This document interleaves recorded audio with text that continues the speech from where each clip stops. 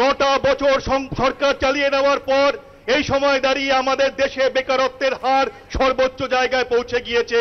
এই মুহূর্তে আমাদের দেশের সরকারি দপ্তরগুলোতে, কেন্দ্রের সরকারি দপ্তরগুলোতে প্রায় 30 লক্ষ হচ্ছে শূন্য পদ রয়েছে। আমরা শুধু বিজেপিকে বলছি, ডিওয়াইএফআই আমরা বলেছি বিজেপিকে যে তোমাদের হাতে তো এই সমস্ত শূন্য পদে নিয়োগের ক্ষমতা রয়েছে, তোমরা 30 লক্ষ শূন্য পদ কেন পূরণ করছো না? বিজেপি যা নীতি নিয়েছে দেশ জুড়ে, এই সমস্ত শূন্য পদ অবলুপ্ত ঘোষণা করেছে। আগামী দিনে এসবে আর কোনো নিয়োগ হবে না। আর আমাদের রাজ্যে কি চলছে? আমাদের রাজ্যে হচ্ছে একই জিনিস। 11 সালের আগে মমতা ব্যানার্জি একই কথা বলেছিলেন, ক্ষমতায় আসলে লক্ষ লক্ষ বেকারের কাজের ব্যবস্থা করবেন। আর আজকে পশ্চিমবঙ্গের যুবদের কি অবস্থা সেটা হচ্ছে আমরা নিজের অভিজ্ঞতার মধ্য দিয়ে বুঝতে পারছি। যেদিন ওই সিঙ্গুরে ডিনামাইট দিয়ে ন্যানো গাড়ির কারখানাকে ভেঙে গুড়িয়ে দেওয়া হচ্ছিল, সেদিন আমরা ডিওয়াইএফআই বলেছিলাম যে আসলে একটা গাড়ি কারখানার অবশিষ্ট অংশকে ডিনামাইট দিয়ে ভাঙা হচ্ছে না, ডিনামাইট দিয়ে গুড়িয়ে দেওয়া হচ্ছে পশ্চিমবঙ্গের আগামী প্রজন্ম এবং যে বেকার যুবক তাদের ভবিষ্যৎকে। আজকে পশ্চিমবঙ্গের যুবরা সেদিনকার ডিওয়াইএফআইয়ের কথার সঙ্গে তারা তাল মেলাতে পারছে।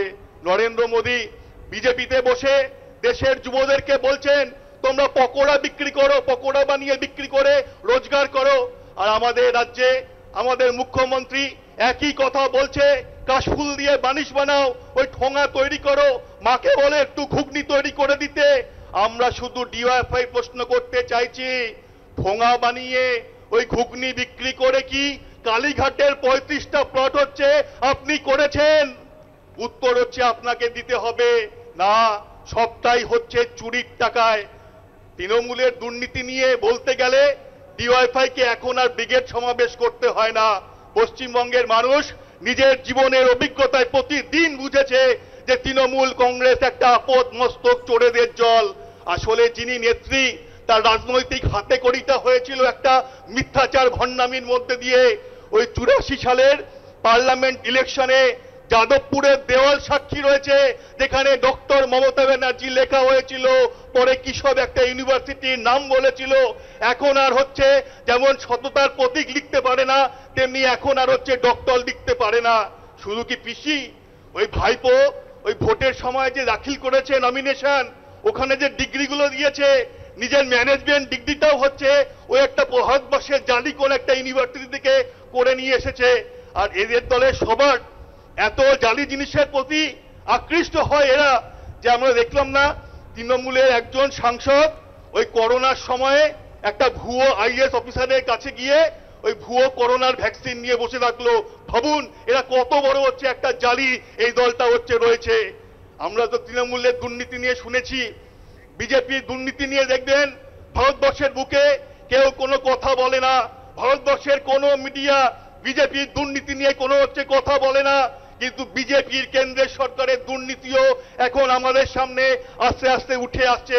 এই দুর্নীতির কথা আমরা ডিওএফআই বলছি না, আমরা এসএফআই বলছি না, আমরা আইডোয়া বলছি না, এসএফআই বলছি না, আইডোয়া বলছি না, এই কেস বলছি না, বাম কোনো গণসংগঠন বা গণশক্তি পত্রিকা ছাড়ছে না। এই দুর্নীতির কথা বলছে ওই একটা সংবিধান স্বীকৃত একটা স্বায়ত্তশাসিত সংস্থা ক্যাগের রিপোর্ট। মমতা ব্যানার্জি যেমন পশ্চিমবঙ্গের বুকে চাকরি চুরি করেছে, বালি চুরি করেছে, কয়লা চুরি করেছে, পাথর চুরি করেছে, এমনকি বাচ্চাদের মিড ডে মিলের ডিমটাও চুরি করেছে, তেমনি এই ভারতবর্ষের বুকে বিজেপি তারা হচ্ছে ওই জনস্বাস্থ্য প্রকল্পের নামে হাজার হাজার কোটি দুর্নীতি করেছে। ভারত সড়কমালা যোজনায় তারা কয়েক লক্ষ কোটি টাকা দুর্নীতি করেছে, ওই বেনিয়ম ভাবে টোল ট্যাক্স আদায় করেছে। ক্যাগের রিপোর্টে প্রতিটা পাতায় ছত্রে ছত্রে এই কথা হচ্ছে লেখা রয়েছে। আর আমরা বলছি যারা আমাদেরকে বলেছিল ওই ইঞ্চিতে ইঞ্চিতে বুঝে নেবে, আজকে তারা বেঞ্চিতে বেঞ্চিতে দৌড়াচ্ছে। কখনো হচ্ছে ওই কলকাতা হাইকোর্টের, কখনো সুপ্রিম কোর্টের সিঙ্গেল বেঞ্চ থেকে ডিভিশন বেঞ্চ, কখনো হচ্ছে ওই নাগপুরে আরএসএস এর বেঞ্চে বাঁচার জন্য হচ্ছে দৌড়তে হচ্ছে। আমরা বলছি কেউ হচ্ছে পার পাবে না। দিল্লির চোর, রাজ্যের চোর সবাই ধরা পড়বে, সবাইকে জেলে পড়া হবে। আমরা বলছি চোর ধরো জেল ভরো, ব্রিগেড বলছে চোর ধরো জেল ভরো, আপনারাও বলুন চোর ধরো, চোর ধরো, আমরা বলছি আমরা শেষ দেখে ছাড়বো, আমরা কোন অংশে হচ্ছে আমরা পিছিয়ে আসবো না। আজকে দেখছি এখানে অনেক মা বোনেরা বসে আছেন, আমি বেশি সময় নেব না, শুধু দুটো কথা বলতে চাই। এখানে দাঁড়িয়ে যে দিল্লিতে যে সরকারটা চলছে, আরে আমাদের রাজ্যের তৃণমূল সরকার যারা আগেই আমাদের মা বোনেদের ইজ্জতের দাম ঠিক করে দিয়েছে, তারা মহিলাদেরকে সমাজের বুকে কি চোখে দেখে আপনারা দেখেছেন। বিলকিস বানু মামলা, গুজরাটে দাঙ্গার সময় একজন মহিলাকে, অন্তঃসত্ত্বা মহিলাকে গণধর্ষণ, তার পরিবারের একজনকে হত্যা, তারপরে সেই মহিলার লড়াই, কোর্টে গিয়ে তাদের জন্য শাস্তির ব্যবস্থা করা। আর বিজেপি সরকার, ওই গুজরাটের বিজেপি সরকার, কেন্দ্রের বিজেপি সরকারের সহায়তা নিয়ে বিলকিস বানুদের যারা শাস্তি পেয়েছিল ধর্ষণ করে খুন করে ছেড়ে দিয়েছে। আর আমাদের রাজ্যে কামধেনুতেও সে একই জিনিস হলো। কামধেনুতে যারা হচ্ছে খুন করলো, ধর্ষণ করলো, তারা এখন হচ্ছে কারো যাবজ্জীবন কারাদণ্ড ছিল, বেকসুর খালাস। আর যাদের ফাঁসির আইন আদেশ হয়েছিল তারা হচ্ছে এখন যাবজ্জীবন নাকি কারাদণ্ডের পাবে। 3 দিন আগে কোর্টে সেই মামলা উঠেছিল, রাজ্যের সরকারের একজন উকিলও হচ্ছে সেখানে হচ্ছে যায়নি। আর এই সমস্তর বিরুদ্ধে প্রতিদিন মেদিনীপুরের ওই ডাকাতটা কত কথা বলছে মিডিয়ার সামনে, বাতেলাবাজি করছে যে ওরা নাকি তৃণমূলের সমস্ত কিছুর বিরুদ্ধে লড়ছে। আমি শুধু হচ্ছে সেই মেদিনীপুরের ডাকাতকে একটা প্রশ্ন করতে চাই। ওই 2023 সালে সেপ্টেম্বর মাসে বাংলা ভাষায় আরএসএসের দলীয় মুখপত্র স্বস্তিকাতে লেখা হলো যে অভিষেক ব্যানার্জি আটক, এটা কি ইন্দ্রিয় সুখ নাকি রাজনৈতিক প্রয়োজনীয়তা। পরিষ্কার লেখা হলো যে আরএসএস হচ্ছে পশ্চিমবঙ্গের বুকে এই পিসি ভাইপোকে হচ্ছে জেলে ভরতে চায় না। তারপরে দাঁড়িয়েও আপনি এত কথা বলেন কি করে? পশ্চিমবঙ্গের মানুষ বুঝে গিয়েছে আপনারা হচ্ছে সমস্ত কিছুর বিরুদ্ধে লড়বেন না।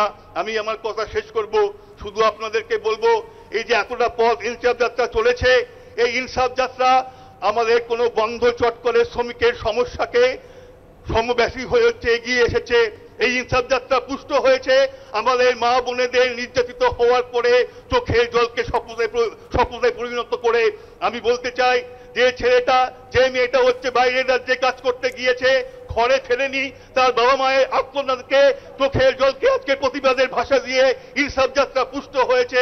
ইনসাফ যাত্রা পুষ্ট হয়েছে যে কৃষক অন্যের পেট ভরিয়ে নিজের পেট ভরাতে পারেনি, তার হচ্ছে প্রত্যেকটা চিতার আগুনে ইস্পাত কঠিন হয়ে এই ইনসাফ যাত্রা পুষ্ট হয়েছে। এই ন্যায্য মজুরি না পেয়ে যে শ্রমিক রয়েছে, সেই শ্রমিকের প্রতিটা হচ্ছে হাতুড়ির আঘাতে আঘাতে। जब अपराधी और उत्पीड़क समाज को नियंत्रण करने के लिए दमन और अपराध का इस्तेमाल करता है, तो किसी न किसी को इसके खिलाफ लड़ना पड़ता है। डीवाईएफआई ये लड़ाई देश में लड़ रहा है, ये पश्चिम बंगाल में भी डीवाईएफआई ये लड़ाई लड़ रहा है। वो डीवाईएफआई के स्थापना काल से समय से डीवाईएफआई ये लड़ाई लड़ रहा है, इतिहास इसके गवाह है। और इस मुश्किल समय में पश्चिम बंगाल के डीवाईएफआई ने एक लड़ाई के नया इतिहास रच दिया है। ये पश्चिम बंगाल और देश में ये लड़ाई पुराने इतिहास और परंपराओं के साथ एक साथ आगे हम लोगों को जारी रखना पड़ेगा। আমি আপনাদেরকে বলবো, ইনসাফের লড়াই শুধুমাত্র আজকে সমাবেশের মধ্যে দিয়ে শেষ হয়ে যায়নি, এই ইনসাফের লড়াই চলবে। আপনারা সবাই এই ইনসাফের লড়াইকে মজবুত করবেন। আপনাদের সবাইকে শুভেচ্ছা এবং অভিনন্দন জানিয়ে আমার কথা শেষ করছি। ইনকলাব জিন্দাবাদ, ডিওয়াইএফআই জিন্দাবাদ।